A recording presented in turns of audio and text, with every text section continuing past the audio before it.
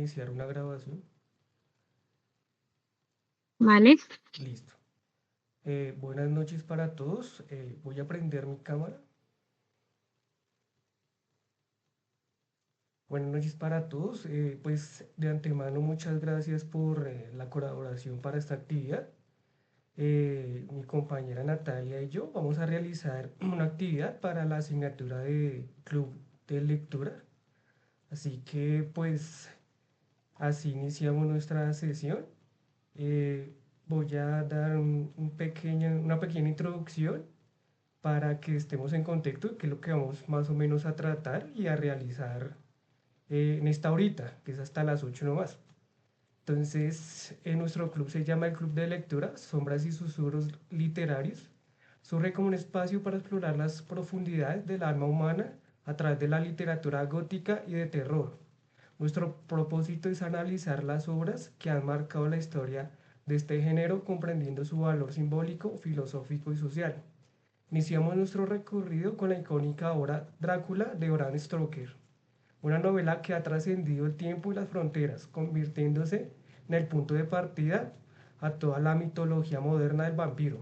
Y con el libro del escritor e historiador y antropólogo colombiano Esteban Cruz Niño y su libro Vampiros, Caníbales y Payasos Asesinos, un libro investigativo y académico donde recopila casos reales de esta temática, trasladando lo ficticio a la realidad. Entonces, muchas gracias de nuevo por la participación. No sé si me estén de acuerdo y les colocamos el audio que realizamos para la invitación a este club. No sé si estás de acuerdo, Natalia. Claro que sí, estoy de acuerdo. Listo, entonces voy a compartirles el audio del podcast.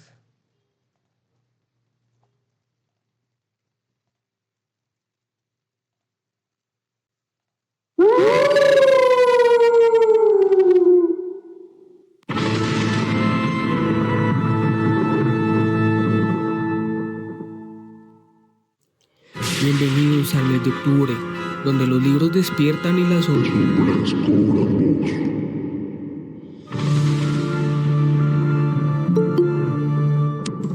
Somos estudiantes del programa Ciencias de la Información, la Documentación, Bibliotecología y Archivística, y queremos invitarte a nuestro club de lectura virtual Sombras y Susurros Literarios.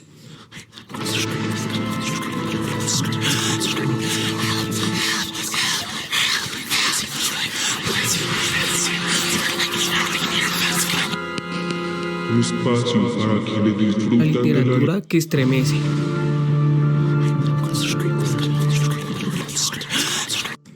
Este mes exploraremos dos obras que reflejan distintas caras de miedo. Drácula, el clásico inmortal de Bram Stoker.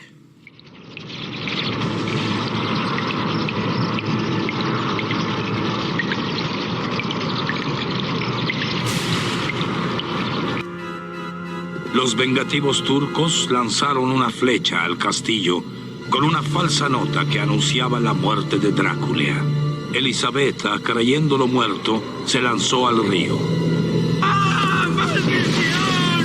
¡Así me pagan por defender la palabra de Dios! ¡Sacrílego, no digas más! ¡No debes hablar así de tu Dios! ¡No debes hacerlo! ¡Y me levantaré de entre los muertos! ¡Me vengaré al mando de las fuerzas del mal! Confío en que disculpe que no lo acompañe. Pero es que acabo de cenar y nunca bebo vino. Y Vampiros, Caníbales y Payasos Asesinos, del colombiano Esteban Cruz Niño, donde el horror no es ficción, sino parte de nuestra realidad. Es un libro que reúne a los asesinos en serie más singulares de los últimos tiempos y está escrita por un autor sobradamente conocido en el ámbito de la criminología. Me refiero al divulgador Esteban Cruz.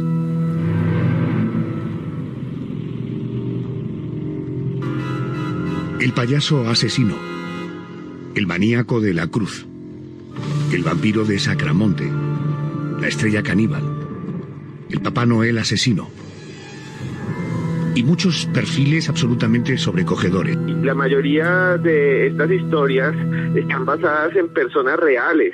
Si uno se pone a mirar, por ejemplo, los textos de Bram Stoker sobre Drácula, remiten, obviamente, como todos los oyentes y todos conocemos, a Vlad Tepes, aquel príncipe de Valaquia, o también a esta mujer terrible, Elizabeth Bathory, pero también hay vampiros modernos, como el vampiro de Sacramento, Richard Chase, un hombre que terriblemente mató a 7 personas para tomar su sangre en los Estados Unidos hace apenas 3 décadas.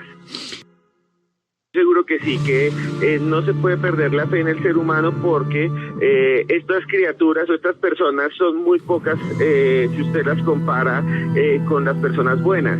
Encontrar un vampiro, un caníbal, un asesino, en ese sentido un nigromante, un hechicero maldito como los que aparecen en el texto es muy difícil. Encontrar personas buenas y buenas biografías es mucho más fácil.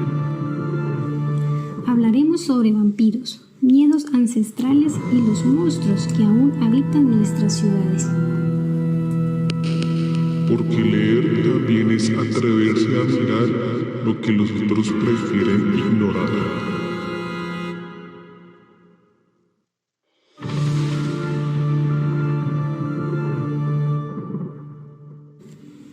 Te esperamos el 25 de octubre a las 7 p.m.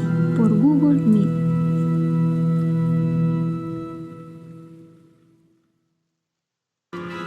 Ven a compartir tu miedo favorito.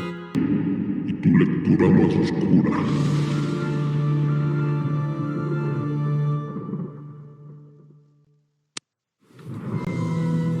Sombras y susurros literarios. El club donde el miedo se convierte en palabra.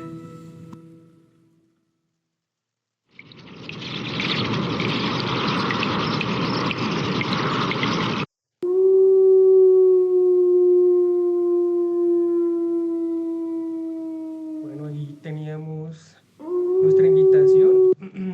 Digamos, este tema lo seleccionamos aprovechando que estamos en el mes de octubre y pues que nos da la opción de poner la temática precisamente en el mes de las brujas. Por otro lado, pues antes de iniciar con nuestro primer tema, que sería el libro de Bram Stoker, el de Drácula, quisiera pues saber si entre ustedes han leído el libro o pues en su defecto han visto la película. ¿Qué me pueden decir de eso?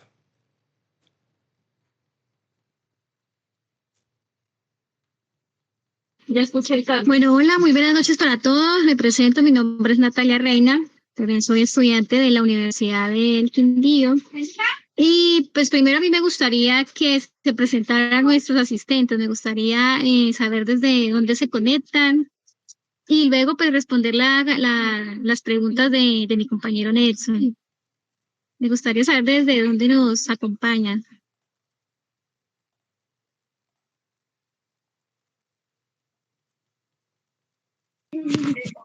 Buenas noches, mi nombre es Lorena, los acompaño desde la ciudad de Bogotá. Pues actualmente no me he leído el libro, pero pues sí he visto varias películas sobre Drácula.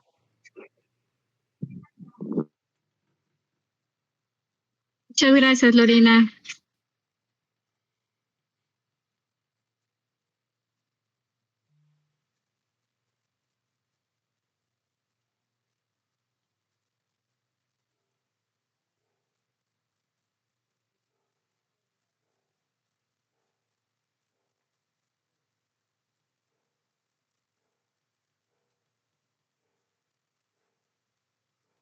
Veo que están como muy tímidos nuestros compañeros.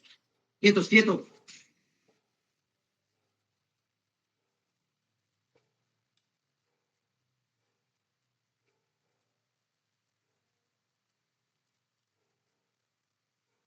Bueno, entonces nadie más ha escuchado, o por lo menos por encima, la historia de Drácula.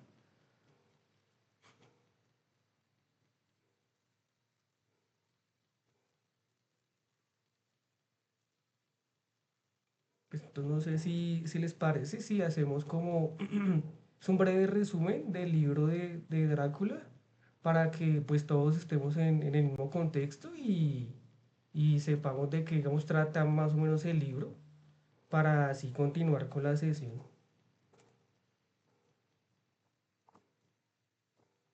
Sí, me parece muy bien, compañero.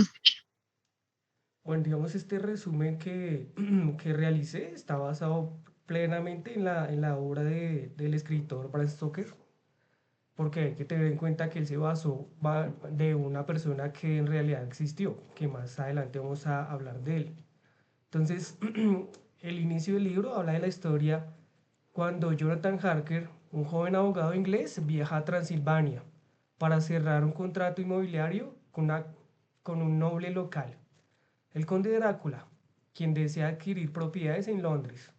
Durante su instancia en el castillo, Harker nota comportamientos extraños en su anfitrión.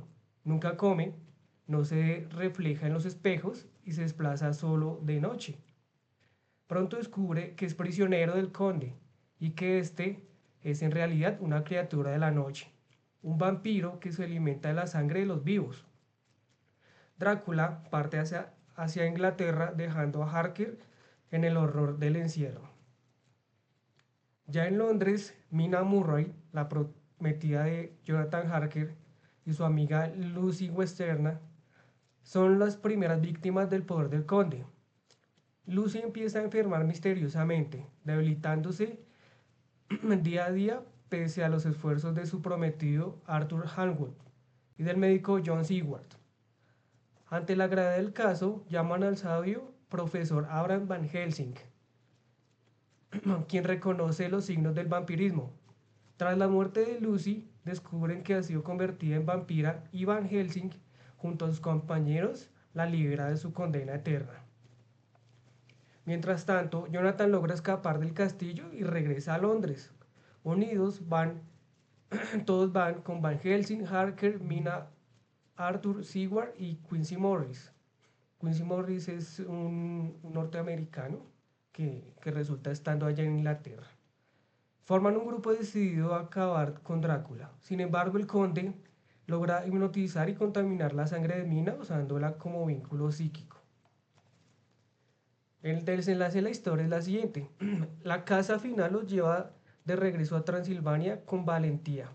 El grupo persigue al vampiro hasta su castillo, donde logra interceptarlo antes del ocaso. Jonathan Harker y Quincy Morris enfrentan al conde. Harker le corta la garganta con un cuchillo, mientras Morris lo atraviesa con una estaca. Drácula se desintegra, liberando a Mina de su maldición. La historia concluye con una nota de esperanza y redención. 7 años después, Mina y Jonathan viven felices con su hijo, al que nombran Quincy, en honor a su amigo caído.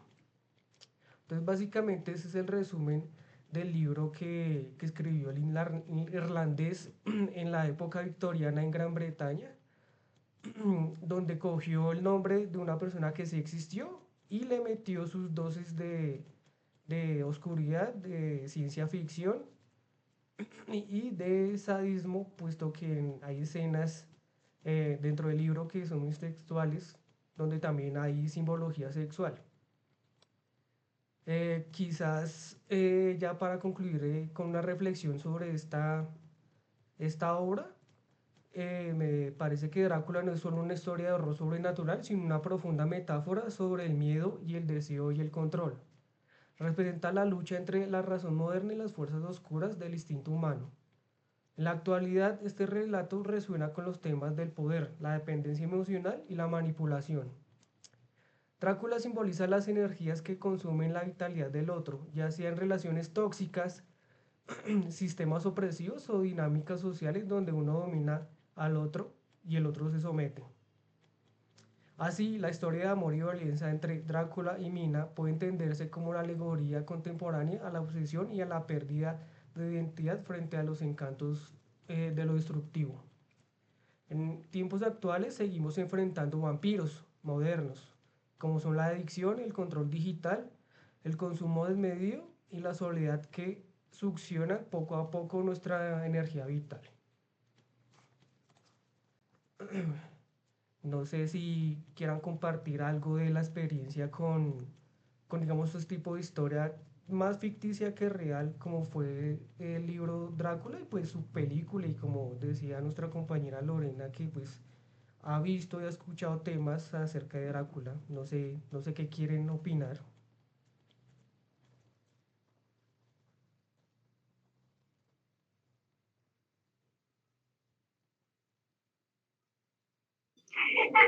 Pues digo que yo en este caso, más que un libro que una película, pues muestra como varias situaciones, como lo decías, de la vida humana, donde se muestra no solamente la violencia como intrafamiliar, sino como las adicciones que tiene la juventud de hoy en día. Sí, muy buen análisis.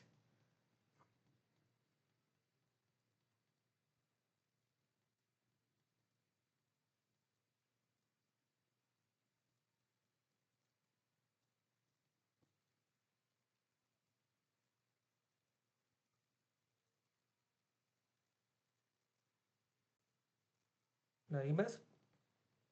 Bueno, entonces digamos que yo otro aporte que podría dar a, a esta novela en sí, que es la pionera en el vampirismo, es precisamente eso, que después siguieron escritores más reconocidos como Stephen King, basándose en libros como el de Drácula para crear su historia o quizás copiarla. Hay otro libro que se llama El misterio de Sable Slot, que básicamente es la misma historia, pero versión estadounidense. Entonces digamos que esta obra fue el pináculo para tratar este tema, y también comprendiendo que el autor no solamente metió ficción, sino también tenía sus eh, toques en su escritura de sexualización y violencia. Para la época también fue como una crítica que él hacía a Gran Bretaña y cómo manejaban los mandatarios esa región del mundo, porque entendamos que Gran Bretaña no es un país, sino es la reunión de varios países en la isla que queda en Britania, ¿no? Que es Irlanda, Escocia, Gales y Inglaterra. Entonces se puede tomar ambiguo este libro como un libro de terror, pero también era una crítica social de la época. No sé si tú, Natalia, tienes algo que aportar o contarnos. Bueno, pues referente a Drácula, me he visto muy pocas películas. El libro, pues no he tenido la oportunidad de leerlo, pero sí parece un tema muy interesante que, pues que me daré la oportunidad de abarcarlo en su momento. Y de lo que tú nos cuentas y todo lo que nos expresas, pues veo que te apasiona el tema pues de todo lo que tenga que ver, sí, como de este terror y toda esta novela gótica. Veo que eres como muy fan de todo este tema. Sí, pues es fascinante porque hay un youtuber venezolano que quizás lo hayan escuchado alguna vez o visto alguna vez en YouTube, que se llama Dross Rosan. Él se especifica en videos pues de terror, de misterio, de cosas inexplicables, y él tiene una frase que me gusta, que él dice que la realidad supera la ficción. Volviendo al tema, pues digamos que teniendo en cuenta que Bram Stoker se basó en una persona real, que pues fue más sádico que lo que está escrito en el libro. Entonces todos estos temas ficticios parecen una bobada a lo que hoy en día se vive. Digamos que para avanzar ya al siguiente libro, el mismo autor Esteban Cruz Niño tiene un libro que se llama Los monstruos en Colombia sí existen.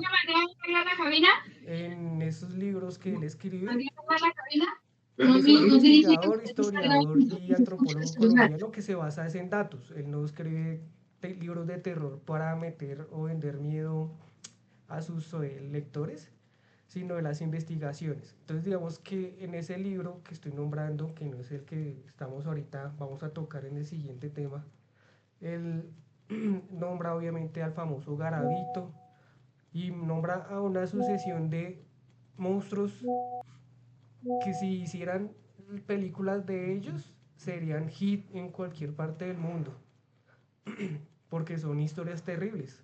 Y pues digamos ahora que está de moda las plataformas, y precisamente este mes que se estrenó en Netflix la historia de Ed Gein, que también tiene que ver con masacres y asesinos allá de Estados Unidos, los monstruos colombianos lo superan a todas esas historias por mucho.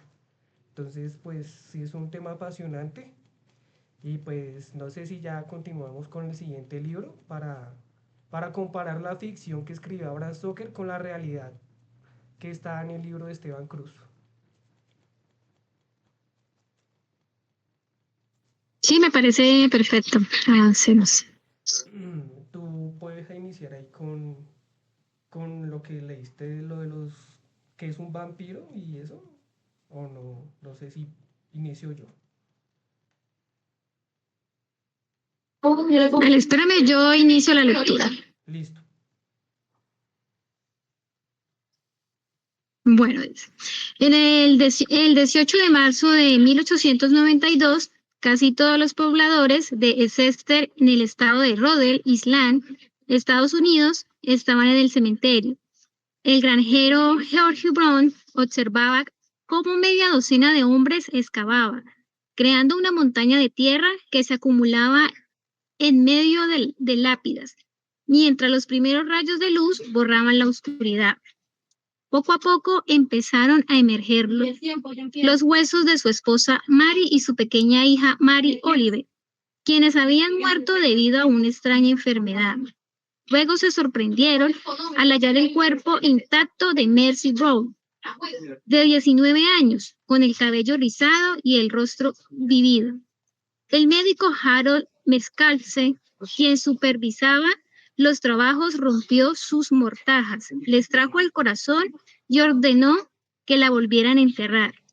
En la tarde cremó el órgano y se lo dio a beber a Edwin Brown, uno de los pocos miembros de la familia que quedaba con vida. Todo ello porque estaba convencido de que Mercy era una vampira que propagaba la tuberculosis por toda la región.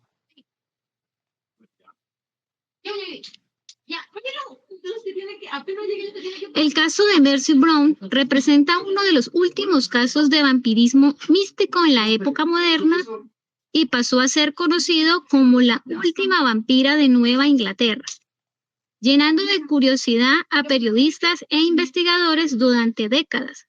En la actualidad, el cine, la televisión y los videojuegos han transformado la imagen del vampiro, adjudicándole atributos como la belleza y la inmortalidad, enterrando las características ancestrales que los ligaban con la enfermedad y la desgracia. Lo cierto es que están presentes en casi todas las culturas, simbolizando los anhelos y contrariedades de la humanidad, representando la maldad encarnada en asesinos y torturadores que fueron vistos como criaturas demoníacas por su accionar despiadado.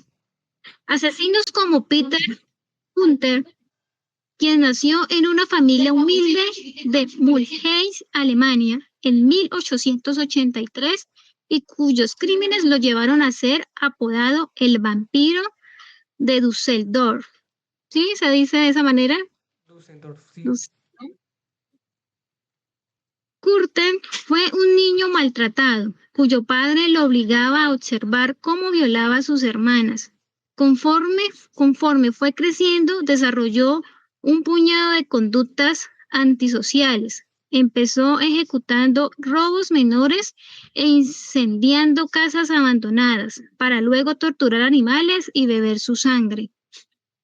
Ya de adulto, apuñalaba muchachas en los bosques y practicaba la zoofilia.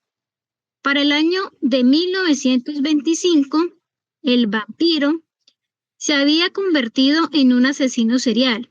Durante 5 años se encontraron varios cadáveres en los alrededores de la ciudad de Düsseldorf, que poseían las mismas características: mujeres jóvenes golpeadas, violadas y cuya sangre había sido drenada. Las acciones del asesino fueron tan escabrosos que causaron un gran impacto en la sociedad, sobre todo cuando se publicó que una de sus víctimas, Rose Oliger, de 9 años, había sido incinerada después de que la amarrara, la violara y le rociara gasolina. Finalmente, Curten fue capturado en 1930 y se le acusó de 9 asesinatos, aunque algunos investigadores elevan ese número a una veintena.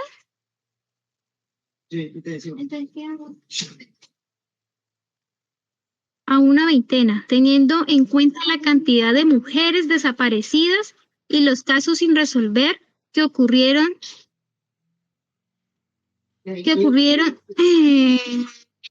pues estuvo activo. Durante su juicio, Curten argumentó que su motivación era el placer que le proporcionaba beber la sangre de sus víctimas mientras las asedía. Fue condenado y sentenciado a muerte en la guillotina, luego de lo cual se negó a apelar y solicitó que dejaran su cabeza cerca para poder escuchar su sangre goteando sobre el suelo, luego de que lo decapitaran. Casos como este nos lleva a pensar que los vampiros están lejos de ser una fantasía y que sus leyendas pudieron estar influenciadas por las actuaciones de una decena de individuos que ayudaron a popularizar el mito. No obstante, antes de internarnos en estos casos, debemos entender al vampiro como un arquetipo que ha acompañado a la humanidad desde tiempos inmemorables, cautivando la imaginación y deduciendo a las masas. Seguimos el fragmento que nos acaba de compartir Natalia. Hace referencia al capítulo de vampiros del libro que tenemos ahí en la portada, de vampiros caníbales y payasos asesinos de Esteban Cruz Niño. Solo nos vamos a enfocar pues hoy en el capítulo de vampiros, en donde digamos el investigador nos trae a colación historias reales de personas que se creían vampiros y pues que evidentemente pues se tergiversaba la información de la ficción a la realidad, mostrando que ellos eran más bien eran asesinos, tenían era sed de hambre y sed de sangre y pues de matar gente. Entonces pasamos de un libro de Drácula de ciencia ficción en donde el personaje principal es inmortal, supuestamente, se puede transformar en animales, eh, para subsistir necesita tomar sangre y pues otros arquetipos como el de que no se refleja en espejos o solo sale de noche, a personajes que se creían vampiros, en donde eran asesinos reales y su sadismo, pues como podemos escuchar en el último fragmento de esa historia, es que el mismo asesino dijo que cuando le cortaran la cabeza que se la dejaran al lado para él escuchar cómo goteaba sangre. Entonces pasamos de la ficción a las personas que realmente están enfermas en este mundo que pues obviamente siguen saliendo uno tras otro y pues que uno puede ver reflejado en noticias, en internet, en historias, en las plataformas de Netflix que hacen documentales o docuseries. Entonces, en este libro se habla es de la realidad de la situación de los vampiros. Entonces, para continuar, yo tengo aquí preparado un listado de los personajes que salen en ese libro, que en el libro el autor los separa por vampiros míticos y los vampiros reales. Entonces, en la primera sección les voy a mostrar quiénes eran los vampiros míticos, que pues hay pruebas de que existieron, y de los vampiros reales. Entonces, ya déjenme les comparto pantalla para irles mostrando a uno las fotografías de estos sujetos.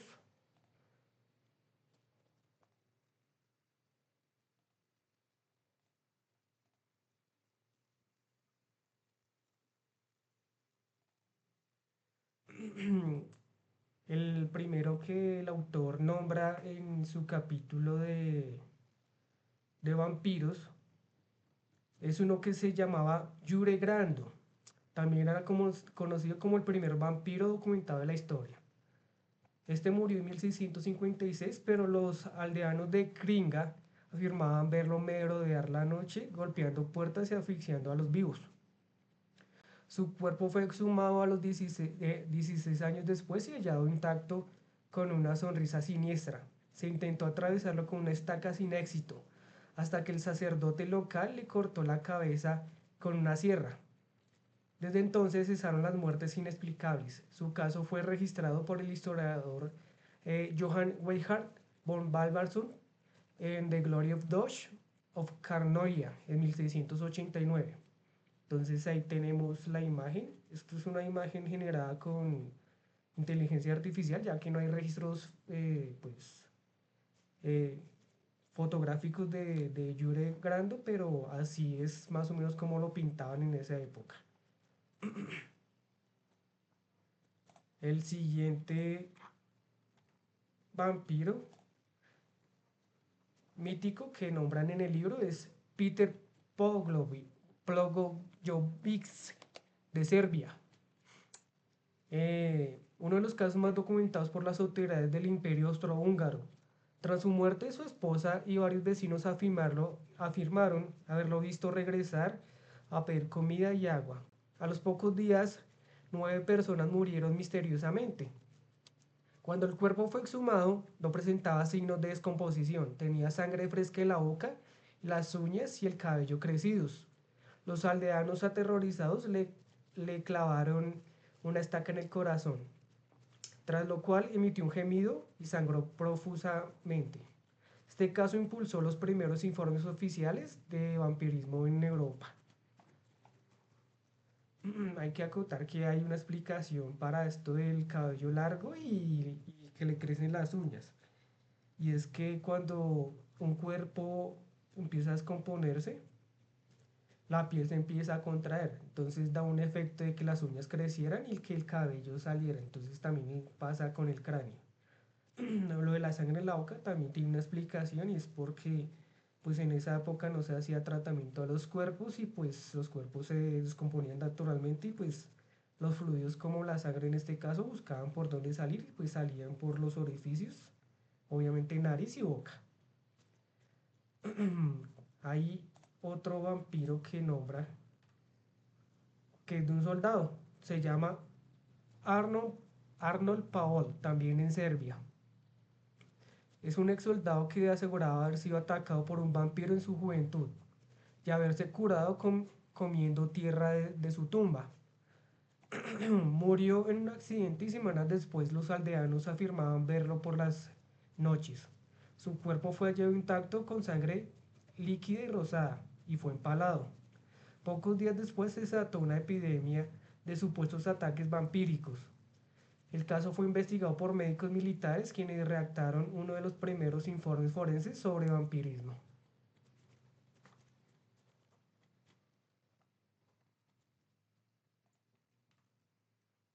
Ahora vamos a continuar con la segunda clasificación que Esteban Cruz Niño en el libro lo describe, pero antes sin pasar a ese tema, quiero nombrarles como una visión técnica y científica del vampirismo que fue estudiado o que sigue siendo estudiado, porque hay enfermedades que le dicen vampirismo porque son enfermedades en la sangre. El vampirismo real y la porfiria, ciencia o mito.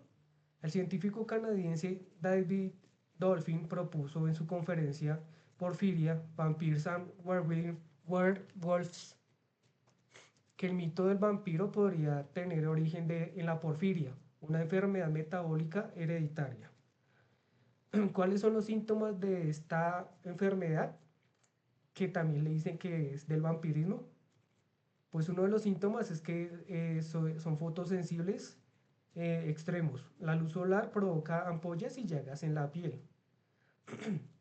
la coloración rojiza de dientes y encías por acumulación de porfirinas. La orina es oscura o roja. También padecen de anemia y palidez por deficiencia de hemoglobina. Y también poseen dolores abdominales y alucinaciones y crisis nerviosas. Muchos enfermos evitaban la luz y desarrollaban una apariencia cadavérica, lo que pudo alimentar las leyendas medievales. Entonces, como podemos ver, pues esto en realidad se estudia, en realidad hay enfermedades de sangre y en realidad hay personas que sin querer queriendo parecen vampiros, que son muy pálidos, que la luz del sol les hace daño y similares. Entonces, la segunda clasificación que Esteban Cruz Niño y su libro le da a los vampiros es el de los casos reales de vampiros históricos y criminales. El primero y el más famoso, obviamente, es el de Vlad Tepes, que nadie lo conoce así, sino se conoce en realidad es como Vlad Dracul o Drácula. Vlad Tepes en realidad se llamaba Vlad III de Valaquia. Era un conde pues, de la región de Valaquia en Rumania, lo que hoy en día es Rumania. Y tenía el sobrenombre de El Empalador. Es la inspiración directa para el personaje de Drácula, el gobernante temido de Valaquia. Defendió su territorio del Imperio Romano mediante métodos brutales. Era conocido por empalar vivos a sus enemigos, dejando sus cuerpos en los caminos como advertencia. Se decía que bebía sangre de los empalados y cenaba entre los cuerpos, aunque esto probablemente sea una propaganda turca y alemana. ¿Por qué turca y alemana? Porque él precisamente empaló a germanos y a otomanos en su época de reinado. Su crueldad y su nombre, Draculea, significa hijo del dragón. Fueron fusionados por Bram Stoker con el mito del vampiro. Entonces aquí está el famoso personaje Drácula que en realidad existió y en su país es considerado como un héroe. Si uno va allá a Transilvania, existe el castillo de Vlad Tepes y existe cualquier cosa coleccionable, afiches, pinturas, ropas, etcétera, con la imagen de Vlad Tepes y pues se aprovechan y explotan eso económicamente, pero en realidad pues no se pudo nunca comprobar que de verdad fuera inmortal porque de hecho lo asesinaron en Hungría después y que bebiera sangre. Entonces ahí está la imagen del verdadero Drácula. La siguiente vampiresa famosa y real fue Elizabeth Bathory, la condesa sangrienta. Esta fue una noble húngara acusada de torturar y asesinar a más de 600 doncellas. Según los relatos, creía que bañarse en sangre virgen mantenía su juventud. Aunque se discute si fue víctima de una conspiración política, los términos de sirvientes describen atrocidades. Los testimonios de los sirvientes describen atrocidades. Fue encarcelada en su castillo donde murió emparedada. Es decir, emparedada es cuando básicamente no se puede decir enterrar porque enterrar es en el piso, pero metían a la persona entre una pared y la cubrían con otra pared y pues moría ahí agonizante. Su figura inspiró obras literarias, películas y canciones que vinculan con el arquetipo de la mujer vampiro, como por ejemplo una canción de Metallica que se llama Bathory, por ejemplo. Siguiente es, en épocas más recientes, Fritz Haarmann, el vampiro de Hannover. Este es de los años 1800 y 1900. Este fue un asesino en serie alemán, seducía a jóvenes varones durante la posguerra y los asesinaba mordiendo sus gargantas. Vendía la carne de sus víctimas en el mercado negro, alegando que era carne de cerdo. Fue ejecutado por decapitación. En misión confesó haber sentido placer al oler la sangre. Su caso inspiró películas como M en 1931, de Fritz Lang y la figura del vampiro urbano.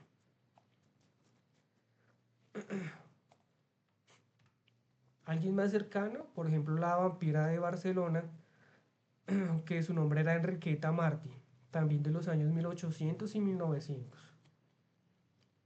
Fue una curandera y proxeneta y asesina española, secuestraba niños para fabricar ungüentos y brebajes con sangre, grasa y huesos, que vendía a la alta sociedad de Barcelona con fines curativos.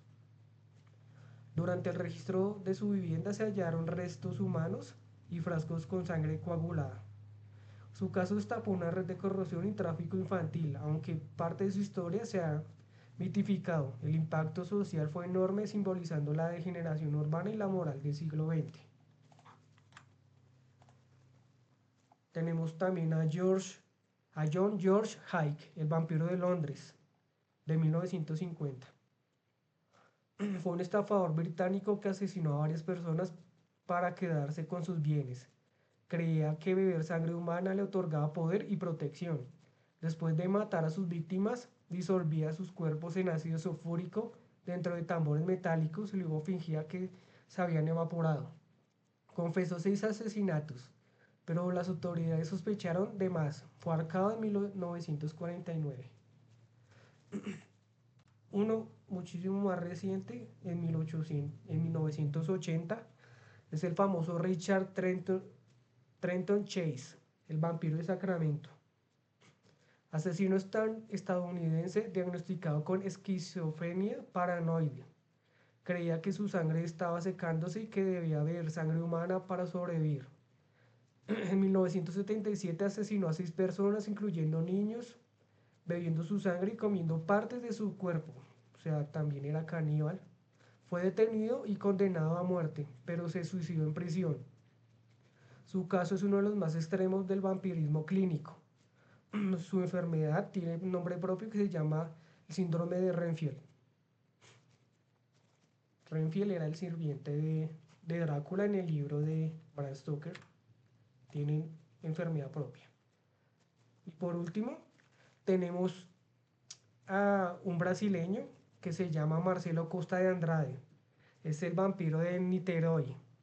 Es un asesino brasileño que entre 1991 y 1992 mató varios niños en Río de Janeiro. Decía que al beber su sangre y dormir junto a sus cuerpos ganaba pureza y protección. De origen humilde y con antecedentes de abuso, fue diagnosticado con trastorno mental severo y enviado a un hospital psiquiátrico. Su caso reflejó el vínculo entre la marginación social y las expresiones extremas del fanatismo religioso. Entonces, como podemos ver acá, los casos de vampirismo reales, como decía antes, la realidad supera la ficción, porque tras de que eran bebedores de sangre, obviamente eran asesinos en serie y unos cometían abusos sexuales y abusos de sustancias también y canibalismo. No sé si tengan alguna sugerencia, duda, hayan escuchado de estos casos.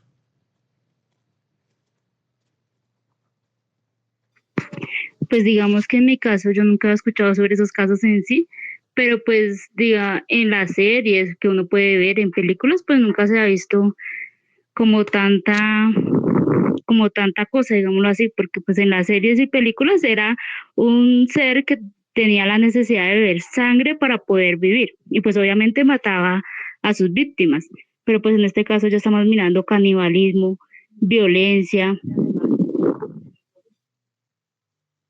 Sí, es cuando digamos los escritores y directores de películas se basan en personajes, pero en definitiva el ser humano carga con más cosas y pues las personas en la vida real son más complicadas que lo que se muestra en series y documentales. No, pues yo digo que ya estos personajes en la vida real ya son terroríficos, o sea, ya son psicópatas, son depravados, son de verdad que eso sí se le puede llamar monstruos.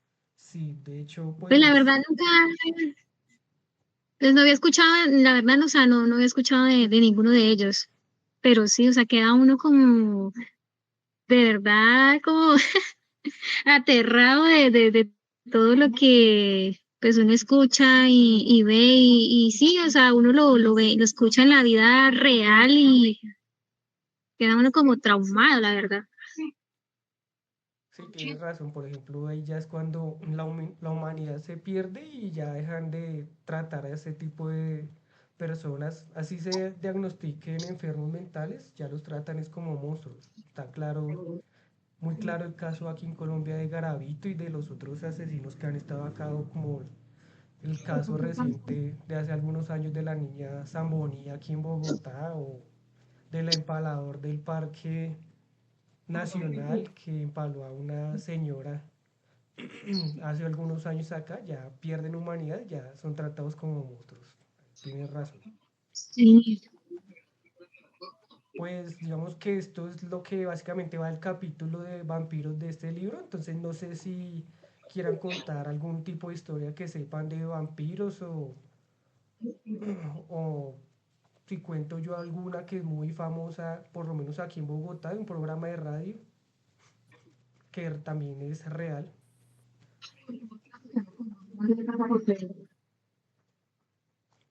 Sí, cuéntala, creo que yo la he escuchado, pero pues no tengo como la certeza de cómo es. Listo. Entonces, el contexto es que aquí en Colombia existe la emisora La Mega. La Mega de domingo a jueves tiene un programa que inicia después de las 9 de la noche de temática paranormal. Se llama El Cartel Paranormal de La Mega. Ahí el presentador, pues ese programa en sí lleva muchos años, ya creo que lleva por ahí 20 años. El presentador siempre ha sido el mismo.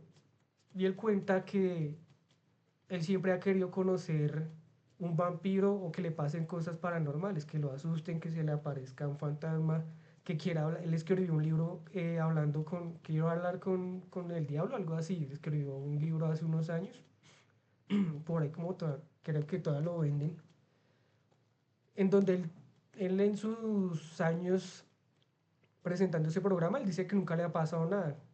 Entonces alguna vez el tema de la noche era precisamente de vampiros, por allá tipo 2010, 2012.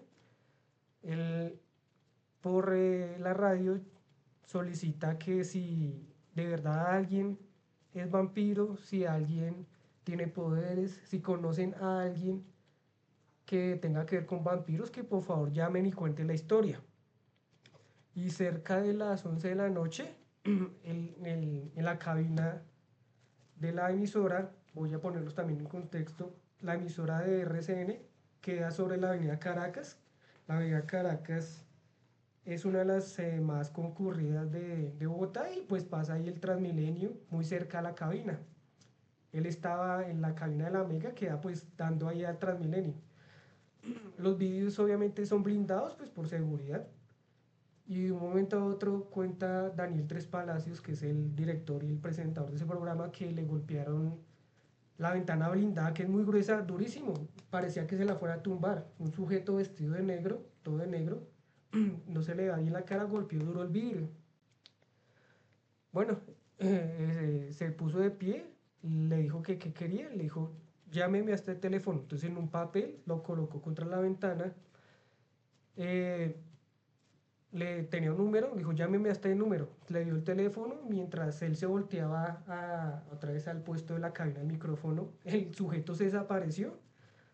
Él cogió el teléfono, lo llamó y le dijo, bueno, ¿usted quiere hablar con un vampiro? Yo soy un vampiro. Entonces él empezó a tomar el pelo así, ¿vampiro de qué? O cuénteme su historia, o esto, y que la sangre, y que esto, y que lo otro.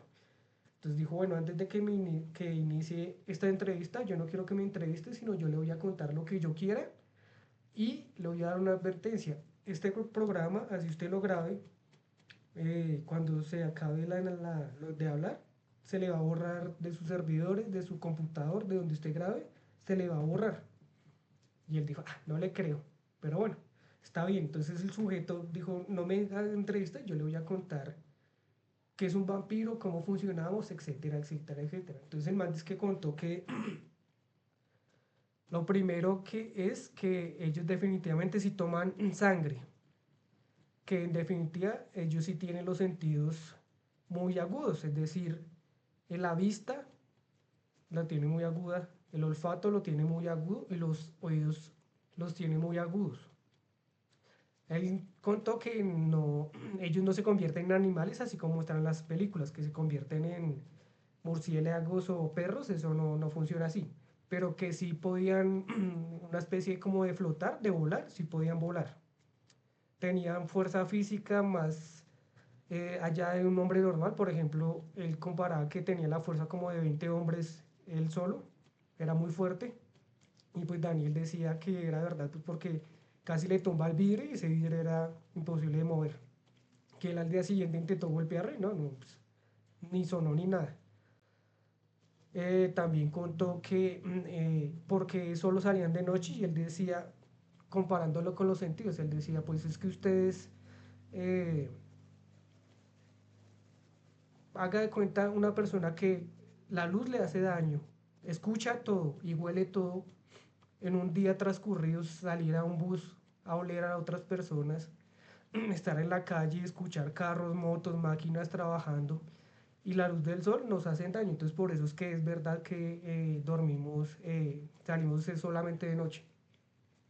Que si dormían en ataúd, no, él no dormía en ataúd, pero sí dormía obviamente en lugares muy oscuros. También contó que bebían sangre de personas y de animales. En esa parte, él usó una secuencia lógica que era algo así como que yo, porque tomo sangre de indigente en vez de una persona sana? Entonces él decía, un indigente no se enferma, un indigente se moja y no le da gripa, un indigente no puede comer durante varios días y ahí está bien de salud, mientras que un humano entre más se cuida, más enfermo está. Y pues uno pues le hallaba cierta lógica a eso. Entonces decía, y también por los temas policiales y jurídicos y de demás, pues si se pierde una persona que tiene familia, pues se va a armar un escándalo, pero si se pierde un indigente, pues nadie lo va a extrañar. Entonces decía que se alimentaba de indigentes. Ya por último, pues él llegó y le dijo, bueno, yo lo quiero seguir entrevistando, pues, pues Daniel Tres Palazos le dijo, yo lo quiero seguir contactando para que me siga contando historias y demás. Ah, bueno, un pedacito que se me olvidó, decía que ser vampiro no era una bendición, sino una maldición, porque ellos vivían, sí, muchos años, ellos se mueren, decían, pero vivían muchos años. En ese orden de días, pues él decía, pues yo vi morir a mi papá, a mi mamá, a mis hermanos. Si tuve relaciones con pareja, pues a esas parejas las vi envejecer y pues yo todavía estoy vivo. Entonces eso es muy doloroso. Ya al final de la entrevista, ya cuando iba a ser las 12 de la noche, Daniel le dijo, yo lo voy a seguir contactando, no sé qué, para que me siga dando entrevistas. Entonces el tipo le dijo que no, que ese teléfono pues ya no iba a seguir sirviendo y pues que gracias, que hasta luego. Colgó y se acabó. Al día siguiente, cuando él llegó a recopilar la información del computador, él decía que él grababa esos programas en 3 computadores. Evidentemente la grabación nunca apareció, aparecía dañada. De la hora 11 a 12 de la noche, toda esa información se perdió. Él intentó volverlo a llamar a ese teléfono que le dio y ya salía como que la línea no estaba fuera de servicio. Entonces él dice que él en definitiva sí cree que entrevistó a un vampiro de verdad. Entonces esa es una historia pues real que pasó aquí en Bogotá hace algunos años y pues que quería compartírselas.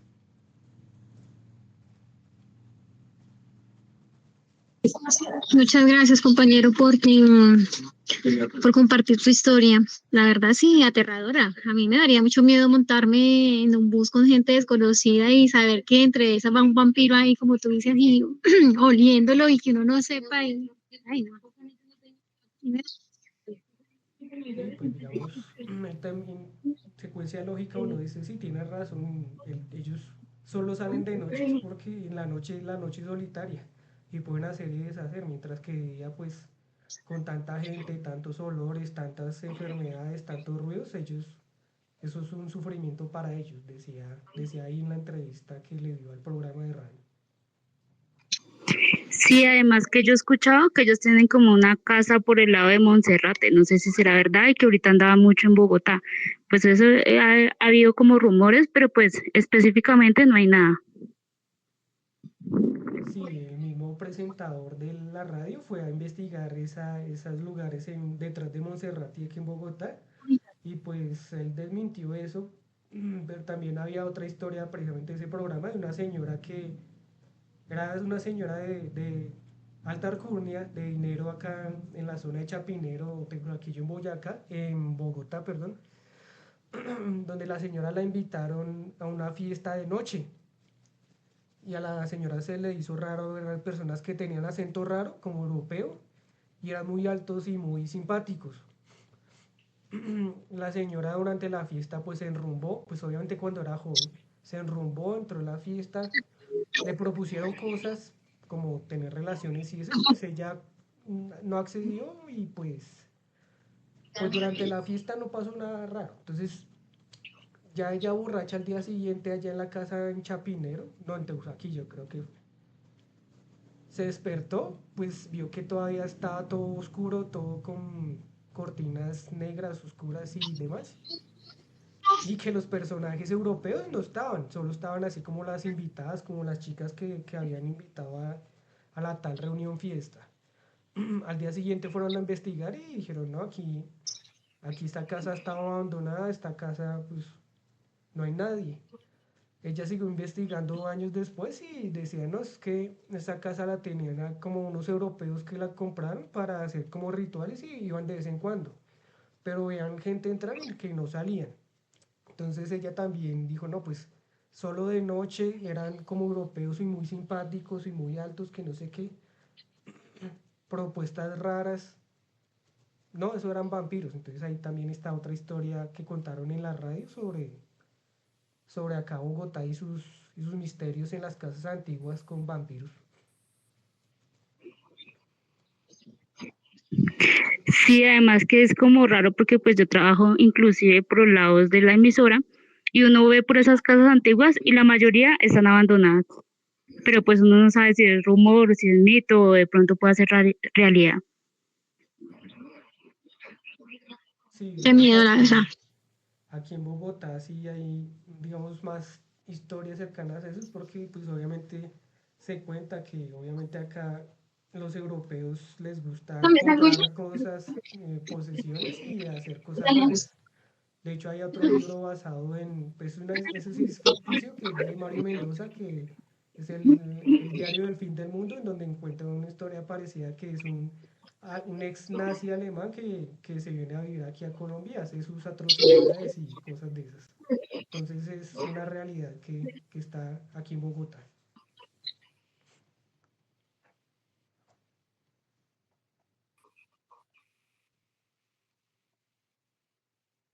Bueno, pues yo creo que esta temática, por más entretenida que sea, pues también tiene sus dotes de realidad tangible, y pues que compartimos estas historias de un libro ficticio escrito en Inglaterra, en Irlanda, perdón, y un libro basado en una investigación académica escrito aquí por un colombiano, en donde comparamos esas realidades y esas ficciones, y pues que así como dicen que de las brujas, que de que las hay, lo mismo pasa con estos personajes, vampiros, de que los hay. Entonces, pues no sé si tengan algo que aportar más, o pues ya vamos por terminada la sesión.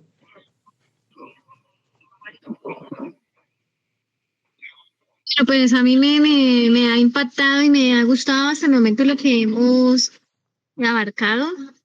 Lástima que sí, que ya se haya cumplido el tiempo que teníamos pronosticado para esta sección. Ojalá se pudiera repetir.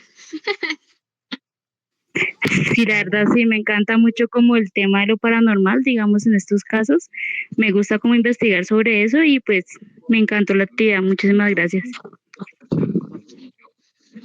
Bueno, pues no, ya por último, pues si les gusta leer sobre estos temas, los libros de precisamente el autor Esteban Cruz Niño son muy buenos y no son aburridores para leer. Es como si estuviera uno leyendo un audio, es como si él estuviera hablando a uno del oído y le explica los temas sin lenguaje difícil.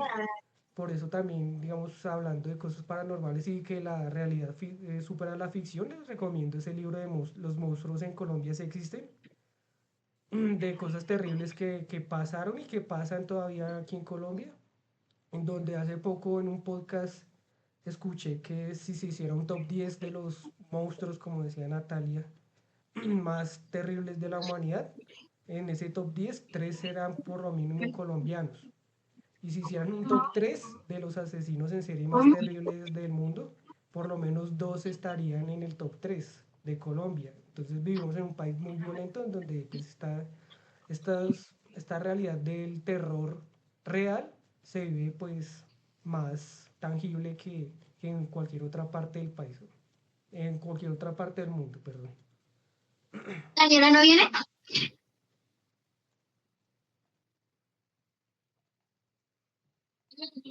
No.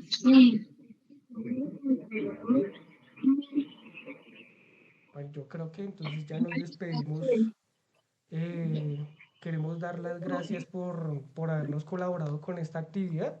Lore, esto es de la asignatura Club de la Lectura, o clubes y rincones de lectura, que cuando matricules te va a tocar hacer algo parecido. Te van a poner a seleccionar algo así para que, para que vayas cogiendo el ritmo y pues es algo así. Nosotros también te colaboramos cuando te toque. Sí, ahí Listo, dale, estaremos, perfecto, Tori. muchísimas gracias. Ahí estaremos en tu sección del club. Ay, Dios mío. Ahí ya tienes, bueno, ya sabes cómo implementarlo, cómo hacerlo. Sí, está muy bueno. Ahí El tema está también, muy bueno. ahí también te estaremos acompañando. También les doy las gracias por ayudarnos pues, a realizar este club. Gracias por conectarse y compartir con nosotros esta hora de historia de terror. Entonces, muchas gracias, que tengan un buen fin de semana y muchas bendiciones para todos. Gracias, buenas noches.